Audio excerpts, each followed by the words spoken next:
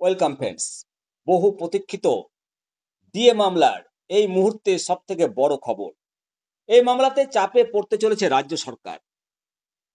সমস্ত জল্পনার অবসান ঘটিয়ে, সমস্ত প্রতীক্ষার অবসান ঘটিয়ে সুপ্রিম কোর্টে মহার্ঘ ভাতা সংক্রান্ত মামলার শুনানি হতে চলেছে আগামীকাল 4 আগস্ট। এবং সুপ্রিম কোর্টের সংশোধিত অফিস রিপোর্ট অনুসারে এই মামলাটাকে সর্বোচ্চ অগ্রাধিকার দেওয়া হয়েছে। পশ্চিমবঙ্গের রাজ্য সরকারি কর্মীরা দীর্ঘদিন ধরে মহার্ঘ ভাতার দাবি জানিয়ে এসছে।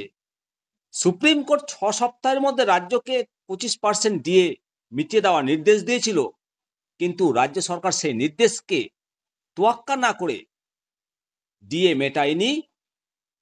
সেই জন্য একাধিক সরকারি কর্মচারী সংগঠন সুপ্রিম কোর্টে আদালত অবমাননার মামলা দায়ের করে। সেই মামলার শুনানি আগামীকাল হতে চলেছে। সংশোধিত অফিস রিপোর্ট অনুসারে ডিএ সংক্রান্ত অবমাননার মামলাগুলোকে তালিকার প্রথমে রাখা হয়েছে। সোমবার এই মামলাগুলোর শুনানি হওয়ার সম্ভাবনা প্রবল। রিপোর্টে 3টি সংস্থার দ্বারা দায়ের করা আদালত অবমাননার আবেদনগুলোকে ক্রম অনুসারে তালিকাভুক্ত করা হয়েছে। মামলাগুলোর পাশাপাশি ডিএ সংক্রান্ত অন্যান্য বিষয়গুলো শুনানির জন্য উঠবে।